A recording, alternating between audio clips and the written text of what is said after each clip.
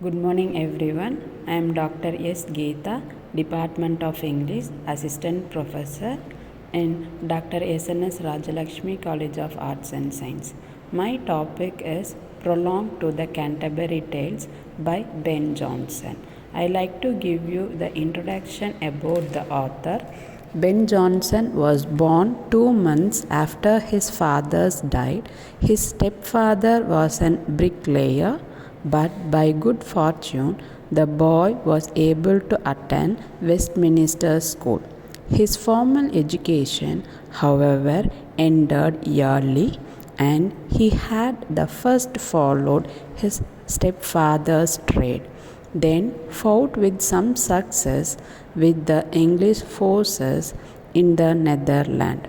On returning to England, he became an actor and playwright, expressing the life of a storytelling.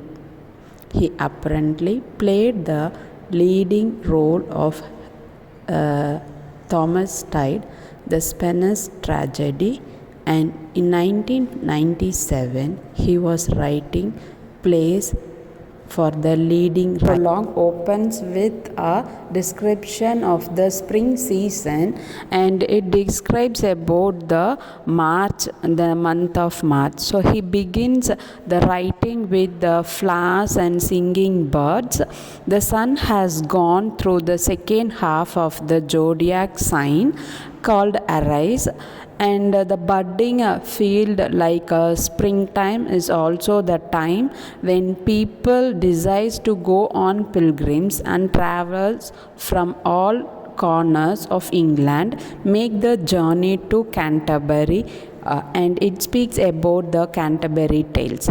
So here the Chaucer, he narrates the Canterbury Tales, and they are planning for the pilgrims, and they are going to stay in Tabard Inn. So the narrators like Ben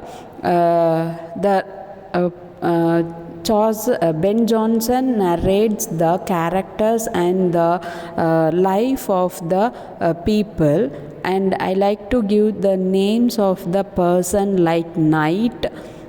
The next one he talks about knight's son, then squire, then yeoman, prioress, then about the priest, monk, then farer, then about the merchant, clerk, mans of law, franklin, and carpenter, weaver, dyer, and so on. So I like to give you about a few characters in this poem. Like first, the thing is, I like to tell you about the squire here. So the squire,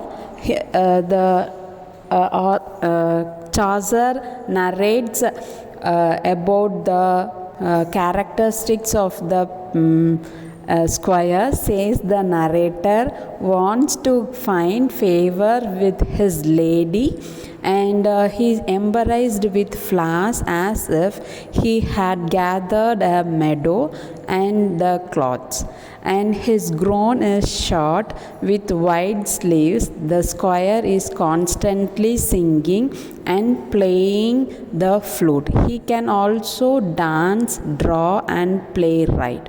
The squire is so patient in love that he sleeps no more than a nightingale.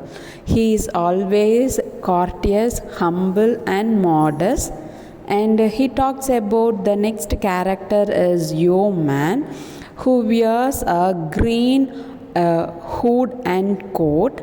The symbolize for the yeoman is the green coat. So yeoman takes great care of his bow and shape, keen peacock arrows.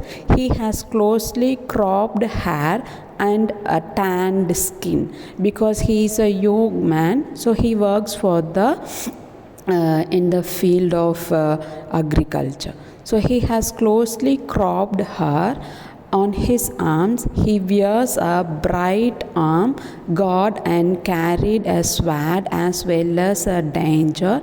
The yeoman also wears a Saint Christopher's. The narrator and guess that according to the yeoman's dress, he is a forester. The next character is Prioress, a nun named Madame Eglin. She signs through her nose. So she speaks